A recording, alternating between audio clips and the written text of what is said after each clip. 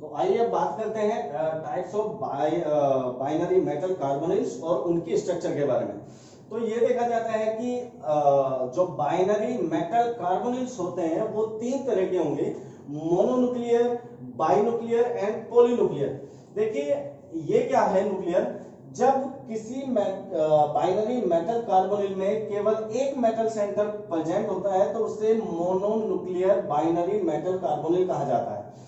जब दो metal centre present हो तो उसे बाइन्यूक्लियर कहा जाएगा। जब दो से ज्यादा मेटल सेंटर 3, 4, 5, 6 ये प्रेजेंट हो तो उसे पॉलीन्यूक्लियर बाइनरी मेटल कार्बोनिल्स कहा जाएगा। या मिक्स, अगर ये मिक्स्ड है तो मिक्स्ड हो जाएगा, ठीक है। तो अगर हम सिर्फ बात कर रहे हैं बाइनरी मेटल कार्बोनिल्स की, तो बाइनरी मेटल कार्बोनिल्स की स्ट्रक्चर मैंने ड्रॉ की हुई है, टाइप्स ड्रॉ किए हुए हैं। तो फर्स्ट टाइप को देख लेते हैं, मोनोन्यूक्लियर बाइनरी मेटल कार्बोनिल्स। तो ये देखा जाता है कि जो मोनोन्यूक्लियर बाइनरी मेटल कार्बोनिल्स होते हैं वो तीन तरह के होंगे। तीन तरह का अरेंजमेंट होगा depending on the number of carbonyl ligand. अगर नंबर ऑफ कार्बोनिल लिगेंड 6 है एक मेटल के चारों ओर तो उस स्ट्रक्चर को कहते हैं ऑक्टाहेड्रल स्ट्रक्चर, ठीक है। और ये देखा जाता है कि ये फर्स्ट ट्रांजिशन एलिमेंट में वैनेडियम, क्रोमियम, मोलिब्डेनम और टंगस्टन ही 6 लिगेंड के साथ कंबाइन होकर एक ऑक्टाहेड्रल स्ट्रक्चर को स्टेबलाइज कर सकती हैं, ठीक है। अब यदि देखा जाए अगर कार्बोनिल लिगेंड 5 हैं और वो एक मेटल सेंटर से जुड़ रहे हैं तो ऑक्टेन जो स्ट्रक्चर होगी वो ट्राइगोनल बाइपिरामिडल स्ट्रक्चर होगी। और ये देखा जाता है कि जो ट्रांजिशन एलिमेंट है उनमें Fe, Ru और ओस्मियम एलिमेंट ही इस स्ट्रक्चर को स्टेबलाइज कर सकते हैं, ठीक है। अब यदि 4 कार्बोनिल लिगेंड हो और एक मेटल से जुड़ रहे हो तो उनकी स्ट्रक्चर को टेट्राहेड्रल स्ट्रक्चर कहेंगे। चूंकि 4 के साथ स्क्वायर प्लेनर स्ट्रक्चर भी हो सकती है, लेकिन जब लिगेंड स्ट्रॉन्ग और न्यूट्रल हो तो उस स्ट्रक्चर को, और मेटल जीरो ऑक्सीडेशन स्टेट में अवेलेबल हो, तो जब 4 लिगेंड होंगे तो वो टेट्राहेड्रल स्ट्रक्चर होती है। इसलिए कार्बोनिल 4 कार्बोनिल एक मेटल के साथ एनआई फैमिली के साथ मिलकर टेट्राहेड्रल स्ट्रक्चर को बनाती है। तो MCO4 अगर एनआई फैमिली का एलिमेंट है तो क्या होगी, स्ट्रक्चर टेट्राहेड्रल होगी। तो ये हो गई मोनोन्यूक्लियर की बातें। अब आते हैं बाइन्यूक्लियर पे। तो बाइन्यूक्लियर मैंने आपको बताया कि जब मेटल बाइनरी कॉम्प्लेक्स में दो मेटल सेंटर प्रेजेंट होते हैं तो उन कंपाउंड्स को बाइन्यूक्लियर मेटल कार्बोनिल कॉम्प्लेक्स कहते हैं। और ये देखा जाता है कि मेटल बाइन्यूक्लियर मेटल कार्बोनिल्स जो कंपाउंड होते हैं वो भी जो है नंबर ऑफ लिगेंड के आधार पर तीन तरह के होते हैं। एक होता है M2CO का होल 8, ये केवल कोबाल्ट, RX और IR वाले एलिमेंट ही बनाते हैं, यानी कि कोबाल्ट फैमिली के एलिमेंट ही इस स्ट्रक्चर को स्टेबलाइज कर सकते हैं। दूसरा होता है M2CO का होल 9, यानी कि जब 9 लिगेंड होंगे तो ये देखा जाता है कि आयरन की फैमिली के एलिमेंट जो है इस स्ट्रक्चर को स्टेबलाइज करते हैं। एक होता है M2CO का होल 10 और ये होती है Mn फैमिली के जो एलिमेंट है वो इसे स्टेबलाइज करते हैं। आपने क्या देखा, आपने ये देखा कि अगर 8 है तो कोबाल्ट फैमिली के, अगर 9 है तो आयरन फैमिली के, अगर 10 है तो 10 CO है तो Mn फैमिली के जो है कॉम्प्लेक्स बनाते हैं। ये इसलिए होता है क्योंकि 18 रूल को फॉलो करते हैं ना, मेटल जो कार्बोनिल्स होते हैं वो स्ट्रिक्टली 18 रूल को फॉलो करते हैं। अगर हम इस फैमिली की बात करें तो इसकी वैलेंस शेल में कितने इलेक्ट्रॉन्स है जरा देखना, 3d7, मतलब D7 होगा, अगर ये होगा तो 4d7, 5d7, तो D7 लिख लेता हूं मैं, और S2 यानी कि 7 और 2 9 इलेक्ट्रॉन्स होंगे इसकी वैलेंस शेल में। और लिगेंड से कितने आएंगे, लिगेंड से कितने आए ध्यान से देखो, एक मेटल के यानी कि 7 और 2 9 तो इसके होंगे, और एक 4 8 यहां से आएंगे, 8 और 9 17, और एक मेटल बॉन्ड से आ जाएगा। तो 18 रूल को ये क्या करेंगे, फॉलो करेंगे। तो ये देखा जाता है कि जो M2CO का होल 8 टाइप के जो बाइन्यूक्लियर मेटल कार्बोनिल होते हैं वो कोबाल्ट फैमिली के बनाते हैं, और उनकी स्ट्रक्चर क्या होती है, एक Mn बॉन्ड प्रेजेंट होता है, 4 कार्बोनिल यहां पर होंगे, 4 कार्बोनिल यहां पर होंगे। ध्यान से सुनिए, मैं फिर कह रहा हूं, जो M2CO होल 8 होते हैं वो जो कंपाउंड होते हैं वो कोबाल्ट फैमिली के बनाते हैं, और इन जो कंपाउंड्स की जो स्ट्रक्चर होती है उसमें 4 कार्बोनिल एक मेटल से जुड़े होते हैं, 4 कार्बोनिल एक मेटल से जुड़े होते हैं, और दोनों मेटल एक Mn बॉन्ड के थ्रू जुड़ी होती है, बिकॉज ये 18 रूल को फॉलो कराने के लिए है, ठीक है ना। 18 रूल को फॉलो कराएंगे तो स्टेबल होगी स्ट्रक्चर, अदरवाइज नहीं होगी, ठीक है ना। अब आती है बात इस मेटल के इन्वॉल्वमेंट की। तो आप ध्यान से देखिए इस मेटल पर ओवरऑल कितने बॉन्ड जुड़े हुए हैं, 1 2 3 4 5, यानी कि इस मेटल का जो एनवायरमेंट है वो ट्राइगोनल बाइपिरामिडल टाइप का एनवायरमेंट है। और ध्यान से देखिए ट्राइगोनल बाइपिरामिडल का एनवायरमेंट है और एक मेटल मेटल बॉन्ड प्रेजेंट होता है इस टाइप के कॉम्प्लेक्सेस में, और ये कोबाल्ट फैमिली के बनाते हैं। अब आते हैं हम एमएन फैमिली के, सॉरी आयरन फैमिली के। तो अगर आयरन फैमिली का देखें तो इनकी जो फॉर्मूला होता है वो होता है M2CO का होल 9, और इन्हें आयरन फैमिली का बनाते हैं। और ये देखा जाता है कि इनकी जो स्ट्रक्चर होती है वो कुछ इस तरह से होती है जो मैंने लिखी हुई है यहाँ पर, कि आयरन होगा तीन कार्बोनिल, दोनों आयरन एटम से जुड़े होंगे, 3 कार्बोनिल इस पर लगे होंगे, ये किसी और दूसरे से नहीं जुड़े हुए हैं, और यहाँ पर भी 3। देखो ध्यान से, यहाँ 2 तरह के कार्बोनिल हैं। एक तरह का कार्बोनिल तो ये होंगे जो 2 मेटल से जुड़े हुए हैं, क्योंकि इस कार्बोनिल को ध्यान से देखो, ये कार्बोनिल जो है वो इस Fe से भी जुड़ा हुआ है, इस Fe से भी, इस ठीक है ना, इस मेटल से भी जुड़ा हुआ है। तो इस तरह के कार्बोनिल को ब्रिज कार्बोनिल कहते हैं। क्या कहते हैं? ब्रिज फॉर बी से रिप्रेजेंट कर रहा हूं मैं ब्रिज को, तो ब्रिज कार्बोनिल कहते हैं। तो कितने ब्रिज कार्बोनिल है? 3 है यहाँ। और जो ब्रिज नहीं होते उन कार्बोनिल्स को कहते हैं टर्मिनल कार्बोनिल्स। तो यहाँ पर कितने टर्मिनल कार्बोनिल्स है? 1 2 3 4 5 6, यानी कि 6 टर्मिनल हो गए और 3 ब्रिज कार्बोनिल हो गए इस तरह के स्ट्रक्चर में। और ये इस तरह के स्ट्रक्चर कौन बनाते हैं? आयरन की फैमिली। और इनका फॉर्मूला क्या होता है? M2CO का होल 9। यहाँ पर देखिए कितने टर्मिनल है? 8 टर्मिनल है, 4 यहाँ पर है, 4 यहाँ पर है, तो 8 टर्मिनल लिख दिया है मैंने। और ब्रिज कोई नहीं है यहाँ, ब्रिज कार्बोनिल कोई नहीं है, तो B4 0, यानी कि ब्रिज 0 होंगे यहाँ पर। समझ गए? अब यदि हम बात करें एक एक्सेप्शन केस की, एक एक्सेप्शन ये देखा जाता है कि जो M2CO का होल 8 टाइप के कंपाउंड होते हैं और उनमें स्पेशल अगर कोबाल्ट है, जैसे क्या बन जाएगा फॉर्मूला? कोबाल्ट 2CO का होल 8।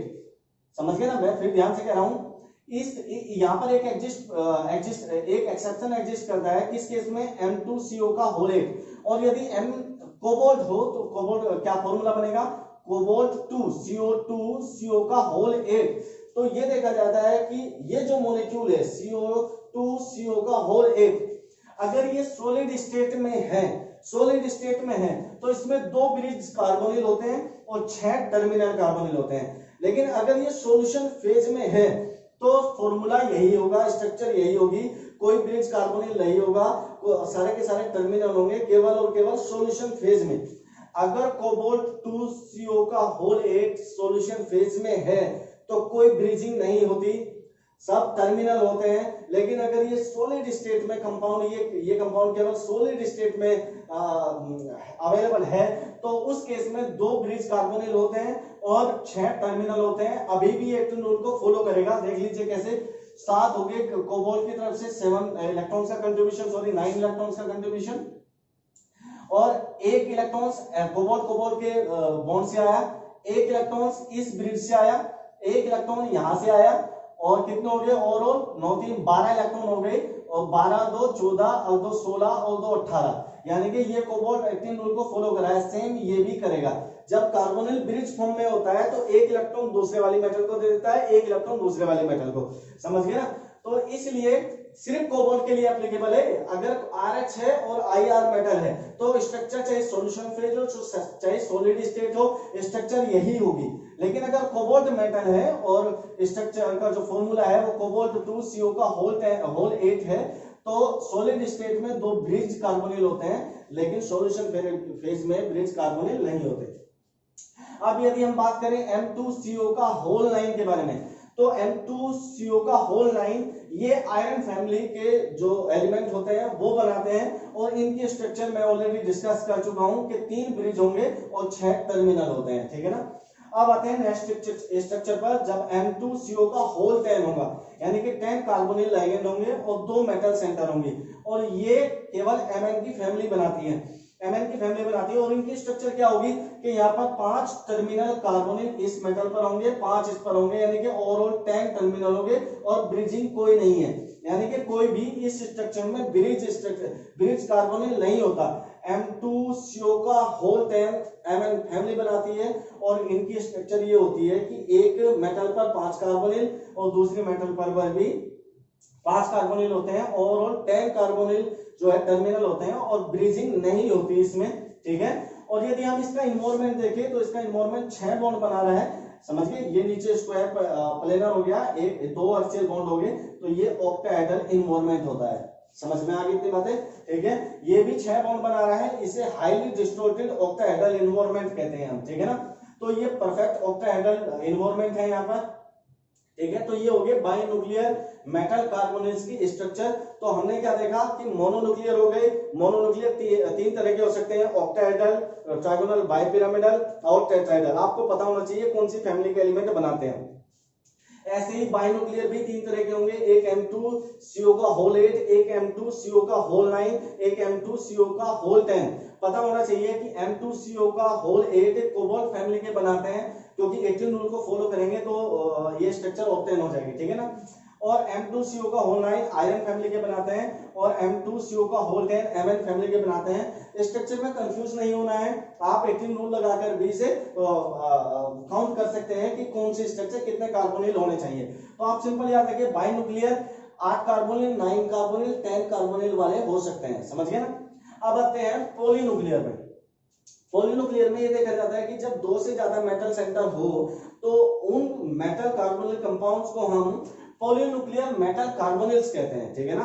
तो पॉलीन्यूक्लियर मेटल कार्बोनिल्स जैसे M3 आ गया, M4 आ गया, M5 आ गया, M6 आ गया। मैं आपको बता दूं कि M3 और M4 तक तो स्ट्रक्चर थोड़ी सी सिंपल होती है, लेकिन M5, M6 ये हाईली क्लस्टर हो जाते हैं और उनकी स्ट्रक्चर थोड़ी सी टिपिकल हो जाती है। मैं नेक्स्ट लेक्चर में M क्लस्टर्स की, मेटल कार्बोनिल क्लस्टर, जब मेटल 4 से ज्यादा होती है तो उनकी स्ट्रक्चर को अच्छे से डिस्कस करूंगा। आज सिंपल वाली फॉर्म हम डिस्कस कर लेते हैं। तो ये देखा जाता है कि जो पॉलीन्यूक्लियर में जब मेटल 3 होती हैं तो इनका फॉर्मूला होता है M3CO का होल 12, और ये देखा जाता है कि ये आयरन फैमिली के जो एलिमेंट होते हैं वो बना सकते हैं। और इनकी स्ट्रक्चर को ध्यान से देखिए, 3 मेटल है, एक M यहाँ पर, एक M यहाँ पर, एक M यहाँ पर, एक ट्राइंगल बन गया है, ठीक है। और कितने कार्बोनिल हमारे पास 12 है। 12 कार्बोनिल को 3 पार्ट्स में डिवाइड कर दीजिए, यानी कि 4 कार्बोनिल एक मेटल के हिस्से में आते हैं। तो 4 कार्बोनिल मैंने यहाँ रख दिए, 1 2 3 4, 1 2 3 4, 1 2 3 4। समझ गए ना स्ट्रक्चर को किस तरह से होती है। जब 3 मेटल कार्बोनिल वाला मॉलिक्यूल होगा, यानी कि M3CO का होल 12 होगा, तो वहां पर 3 मेटल जुड़ी होंगी और आपस में मेटल मेटल बॉन्ड के थ्रू जुड़ी हुई है। ध्यान से देखिए, एक मेटल मेटल बॉन्ड यहाँ है, एक मेटल मेटल बॉन्ड यहाँ है, एक मेटल मेटल बॉन्ड यहाँ है। और 12 कार्बोनिल्स को कैसे डिवाइड करना है आपको, 4 इस पर रख दिए, 4 इस पर रख दिए, 4 इस पर रख दिए। तो आपने क्या देखा, इस स्ट्रक्चर में कोई ब्रिज कार्बोनिल शो करा है, मैंने नहीं करा, यानी कि B 0 हो गया। सारे के सारे टर्मिनल हो गए, 4 यहाँ, 4 यहाँ, 4 यहाँ, तो 12 टर्मिनल कार्बोनिल्स हो गए, समझ गए। अब ये देखा जाता है कि इसी फॉर्मूले की जो स्ट्रक्चर है, अगर यहाँ पर आयरन हो, मेटल क्या हो, आयरन हो, तो यहाँ पर स्ट्रक्चर थोड़ी सी डिफरेंट हो जाती है।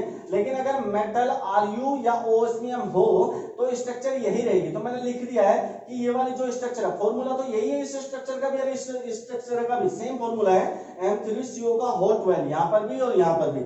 लेकिन अगर मेटल रुथेनियम और ओस्मियम है तो कोई ब्रिजिंग कार्बोनिल नहीं है, सारे के सारे टर्मिनल है, और उसकी स्ट्रक्चर को मैंने शो कर दिया है यहाँ पर, ध्यान से देखिए।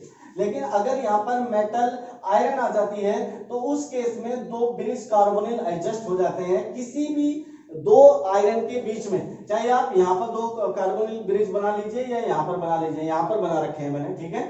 तो अब 2 ब्रिज निकाल दिया आपने, तो टर्मिनल कितने बच गए, 10।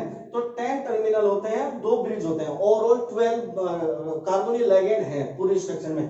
तो अब 10 को किस तरह डिवाइड किया गया है, तो ध्यान से देखिए, जो ब्रिज कार्बोनिल के कांटेक्ट में हैं उन पर 3 कार्बोनिल रखे गए हैं, और जो ब्रिज कार्बोनिल से नहीं जुड़ा हुआ है उस पर 4 जो है कार्बोनिल रखे गए हैं। तो 4 3 7 और 3 10 टर्मिनल हो गए, 2 ब्रिज हो गए, और 3 Fe 3 मेटल मेटल बॉन्ड है, समझ गए। हो सकता है एग्जाम में तुमसे पूछे कि Fe3CO का होल 12 में कितने मेटल मेटल बॉन्ड प्रेजेंट होते हैं, तो आपका जवाब होना चाहिए कि 3 मेटल मेटल बॉन्ड प्रेजेंट होते हैं। आपसे पूछा जाए कि इस स्ट्रक्चर में कितने ब्रिज कार्बोनिल होते हैं, तो आपका जवाब होना चाहिए इस स्ट्रक्चर में 2 ब्रिज कार्बोनिल होते हैं। आपसे पूछा जाए कि कितने टर्मिनल कार्बोनिल होते हैं Fe3CO का होल 12 में, तो आपको पता होना चाहिए कि इसमें 10 टर्मिनल कार्बोनिल्स होते हैं। लेकिन अगर यही स्ट्रक्चर आप रूथेनियम के साथ ले लें, अगर आपसे पूछे कि बताइए रूथेनियम 3CO का होल 12 में कितने ब्रिज कार्बोनिल होते हैं और कितने टर्मिनल होते हैं, तो उस स्ट्रक्चर में आपको समझ में आ जाना चाहिए कि रूथेनियम के केस में इस फॉर्मूले के स्ट्रक्चर में कोई ब्रिज कार्बोनिल नहीं होता, सारे के सारे टर्मिनल होते हैं। तो आपका जवाब होगा कि जीरो ब्रिज कार्बोनिल होते हैं और 12 टर्मिनल कार्बोनिल होते हैं, किसमें, जब रूथेनियम 3CO का होल 12 होता है। ऐसा क्यों हुआ कि यहाँ पर ब्रिजिंग आ गई और यहाँ पर कोई ब्रिजिंग नहीं है? ये देखा जाता है कि जैसे जैसे आप टॉप टू बॉटम आते हैं, यानी कि किसी ग्रुप में ऊपर से नीचे की ओर आते हैं, तो ब्रिजिंग टेंडेंसी मेटल्स की घटती जाती है, समझ गए ना। चूंकि आयरन जो है, जो ग्रुप है, वो आयरन ऊपर है और नीचे ये रूथेनियम और ओस्मियम रखे हुए हैं, समझ गए ना। तो ब्रिज यहाँ पर ज्यादा है ब्रिजिंग टेंडेंसी, और यहाँ पर ब्रिजिंग टेंडेंसी कम होती जा रही है, इसलिए इन केस में ब्रिज नहीं बने, लेकिन आयरन के केस में ब्रिजिंग हुई है। ये ऐसा इसलिए होता है कि जब टॉप टू बॉटम हम आते हैं तो ऑर्बिटल्स का साइज भी इंक्रीज होता जाता है। जो जोन सा ऑर्बिटल कार्बोनिल के साथ कंबाइन होता है, यानी कि इस केस में इसका जो ऑर्बिटल होगा जो कार्बोनिल के साथ कंबाइन होगा ब्रिज स्टेट में, तो उसका साइज थोड़ा सा बड़ा हो जाता है और इफेक्टिवली बॉन्डिंग नहीं होती, इसलिए इसके इन केस में ब्रिजिंग एग्जिस्ट नहीं करती इस स्ट्रक्चर के लिए, समझ गए ना। तो आपका जवाब होना चाहिए, आपसे कोई पूछे कि बताइए क्यों रूथेनियम और ओस्मियम M3CO के होल 12 स्ट्रक्चर में ब्रिज नहीं बनाते, तो आपको पता होना चाहिए कि top to bottom bridging tendency कम होती जाती है, और क्योंकि मेटल का जो साइज है, मेटल के ऑर्बिटल का साइज जो है वो इंक्रीज होता जाता है, तो इसलिए इफेक्टिवली बॉन्डिंग ब्रिजिंग स्टेट में नहीं कर पाते, जिसकी वजह से ब्रिज नहीं बनाते। आयरन चूंकि टॉप पे है, ऑर्बिटल्स का साइज स्मॉल है इन कंपैरिजन ऑफ Ru और ओस्मियम, तो इसलिए उनके जो आयरन का ऑर्बिटल का जो साइज है वो इफेक्टिवली CO के जो ऑर्बिटल है उसके साथ इफेक्टिवली बाइंड हो जाता है ब्रिज स्टेट में, तो इसलिए वो ब्रिजिंग शो करता है। एक बात और मैं बता दूं, डाइमेरिक या ट्राइमेरिक या टेट्रामेरिक फॉर्म में कार्बोनिल जो है ब्रिजिंग टेंडेंसी शो करता है, जबकि कार्बोनिल भी एक लोन पेयर डोनेट करता है मेटल को, सेम अमोनिया भी करता है, वाटर भी लोन पेयर डोनेट करता है, लेकिन अमोनिया और वाटर के मॉलिक्यूल भी लोन पेयर एक एक लोन पेयर डोनेट करते हैं, और कार्बोनिल भी करता है, लेकिन कार्बोनिल ब्रिजिंग टेंडेंसी रखता है, लेकिन जो और 1 इलेक्ट्रॉन डोनर है जैसे अमोनिया हो गया, जैसे वाटर हो गए, ये ब्रिज स्टेट नहीं बनाते, ये ब्रिजिंग नहीं बनाते। समझ में आ गई इतनी बातें?